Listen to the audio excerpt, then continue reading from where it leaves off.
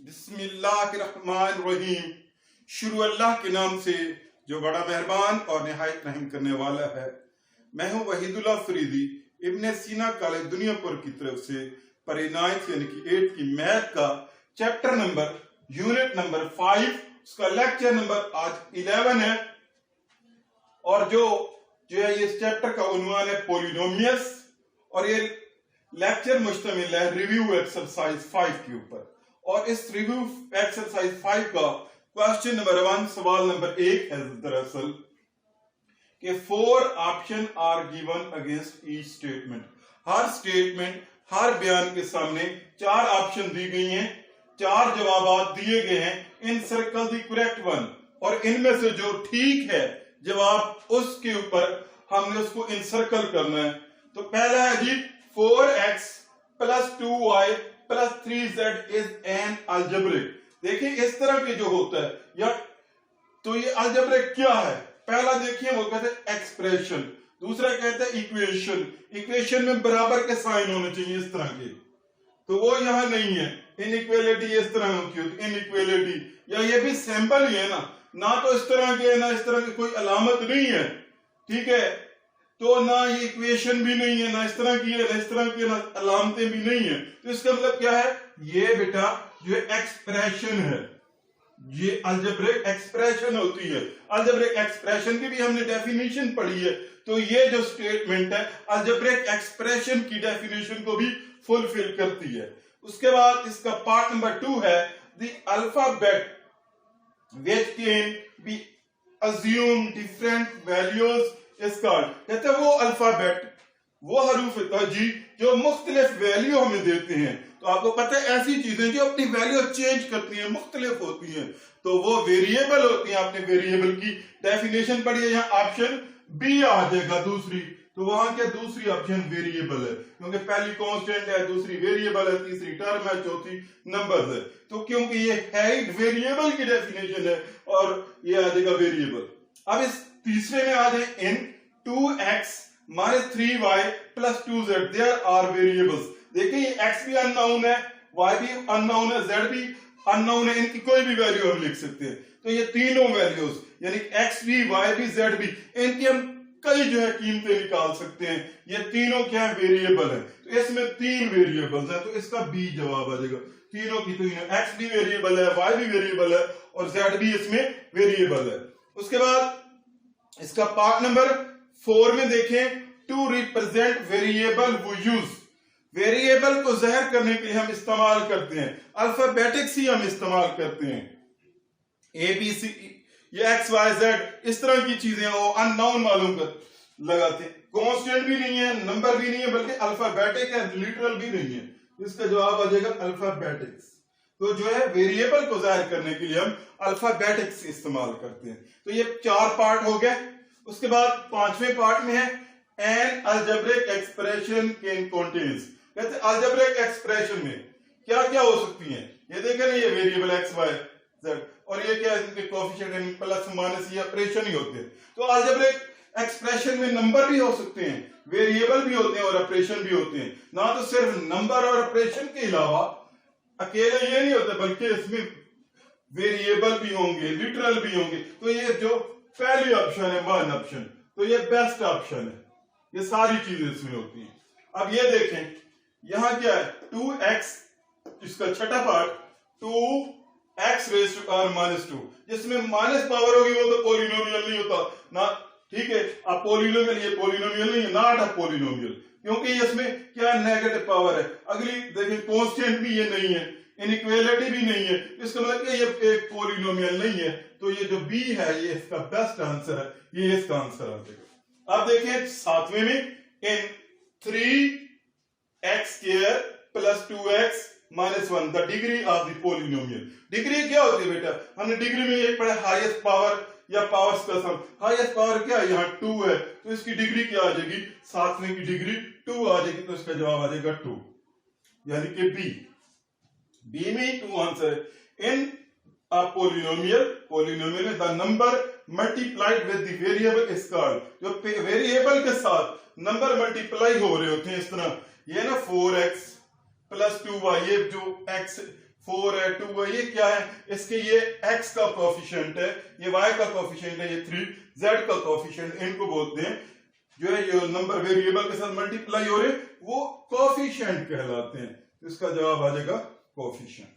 उसके बाद 9वां polynomial S, ये पोलिनोमियल कौन सा है, तो इसकी डिग्री क्या है, 2 है, जिसकी डिग्री 2 होती है तो वो बेटा पोलिनोमियल होता है, क्वाड्रेटिक पोलिनोमियल, तो ये आ जाएगा क्वाड्रेटिक।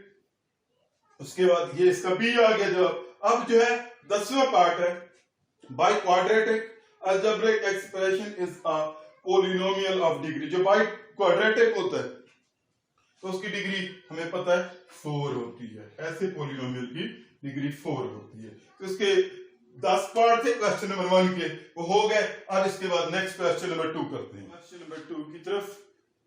तो वो है indicate polynomials eight there degree in the following table.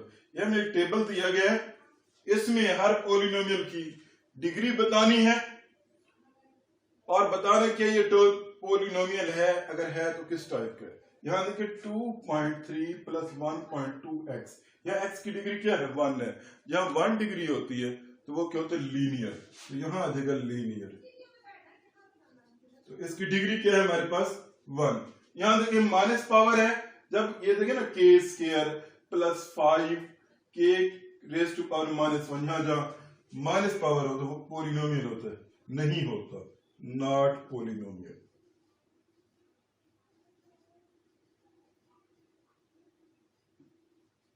जब पोलिनोमियल नहीं है तो उसकी डिग्री कोई भी नहीं है, लिखने की जरूरत नहीं है।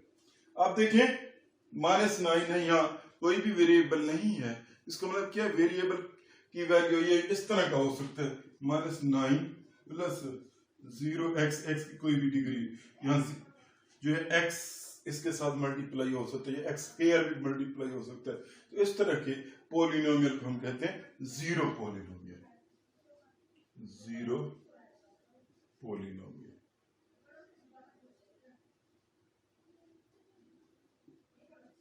और इसकी डिग्री क्या है हमारे पास 1 है। और यहां देखें इसकी पावर क्या है, 2c की पावर 4, यहां देखिए मैक्सिमम क्या है 4 पावर है, तो यह आ जाएगा बाई क्वाड्रेटिक, जहां 4 पावर होती है वो बाई क्वाड्रेटिक होता है।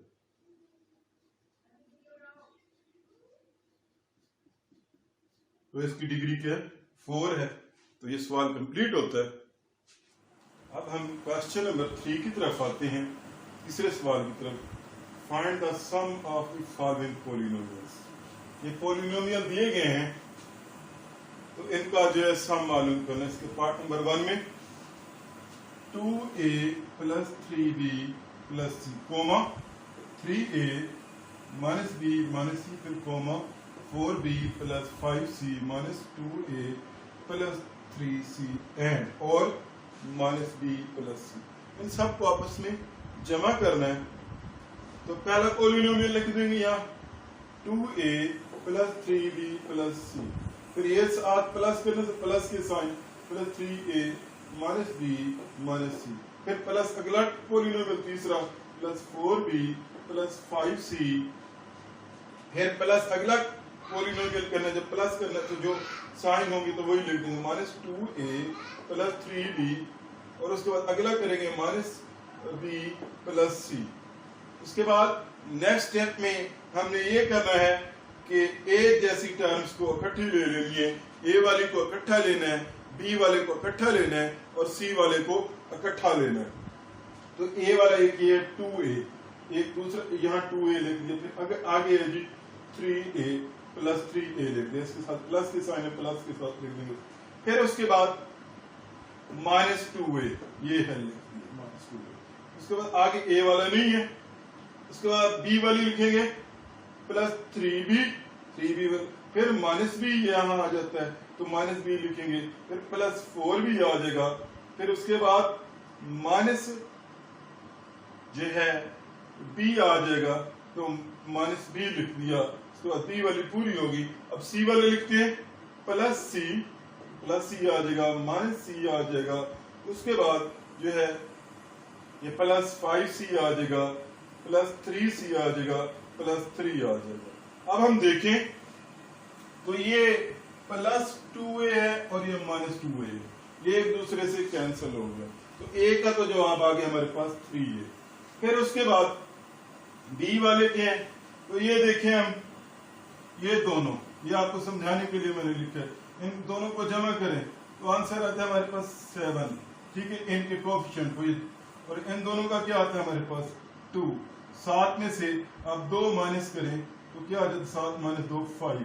तो इसके कोएफिशिएंट को यानी कि -3 +3b +4b, ये बन जाता है 7b। यहाँ हम कर लेते हैं 3b +4b, यह आ जाता है 7b।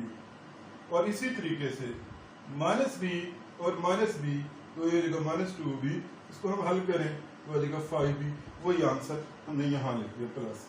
उसके बाद इसी तरीके से सी वाला, ये हम देखें, ये सी नेगेटिव है, ये पॉजिटिव है, एक दूसरे से कैंसिल है। उसके बाद 1c और 5c, ये हो जाएगा 6c, 1 और 5 6, 6 और 3 9, तो यहाँ आ जाएगा +9c। तो हमारा पार्ट नंबर 1 कंप्लीट हो गया। इसी तरीके से अब हम पार्ट नंबर 2 की तरफ आते हैं। तो पार्ट नंबर 2 है बेटे 9z + 3y² - 5x³ -z -2y² -4x³ z -x³, फिर एंड और 2z + 3y²। इनको भी वैसे ऐड करना है, तो वैसे लिख लेंगे पिछले क्वेश्चन की तरह, 9z + 3y² - 5x³ z। की किस तरह लिखा, ये पहले वाला लिख दिया 9z² और 9z + 3y² - 5x³, फिर माइनस, क्योंकि प्लस हो रहे तो अलामतें चेंज नहीं होगी, -5z - 2y² - 4x³। फिर ये कॉमे की जगह पे ये जो है क्योंकि जमा ही हो रहे हैं तो ये अलामत चेंज नहीं होगी, माइनस की अलामत की होगी, -z - x³।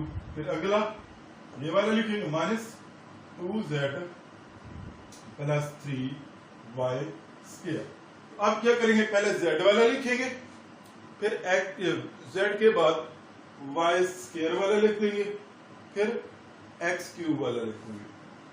तो बेटा यहां हम देखें, एक z वाला क्या है 9z -z और -z, तो 9z पहले लिख दिया, फिर ये -z लिख दिया, फिर ये वाला z लिख दिया, फिर प्लस y² वाला + 3y² -2y² और फिर प्लस जो है 3y²।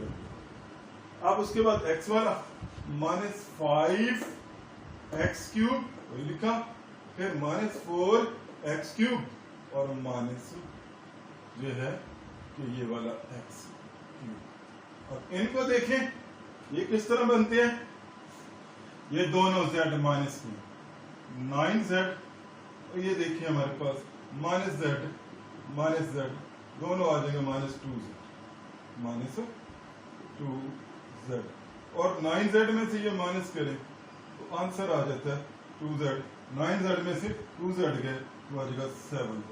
तो इन तीनों का आंसर इनका 9z -2z -z तो आ जाता है 7z, क्योंकि -z ये 2z बन के ये मैंने बनाया, और 9z में से 2z के 7 हो गए। अब यहां आ जाए, z के बाद y², ये 3y² + 3y², ये y² जो पॉजिटिव इनको ऐड कर दिया, ये हो जाएगा 6y²। इन दोनों y² को ऐड कर दें, इसको और इसको, ये 6y², और ये माइनस हो रहा है -2y², तो हो जाएगा 4y²। तो इसका आंसर ये 3y² -2y² + 3y², इनको जो है सिंप्लीफाई किया, इसका आंसर आ गया +4y²। ऐसे ही x वालों को देखें, ये सारे माइनस के, इनके कोएफिशिएंट लिख लेते हैं 5 4, इसका 1 है, इनको ऐड करें तो 5 और 4 हो जाता है 9, और ये 10, और इनके साथ माइनस के साइन है तो -10 आ जाएगा, और साथ x क्यूब है, यहाँ लिख लेते हैं x cube x cube x cube, तो यहाँ -7 लगा दें तो -10x क्यूब आ जाता है, -5x cube -4x cube -1x cube. इनके कोफिशिएंट को ऐड किया तो आ जाता है 10 और साथ में माइनस है तो -10x क्यूब आ जाएगा। इसका आंसर आ जाता है पूरे का 7z + 4y² -10x क्यूब।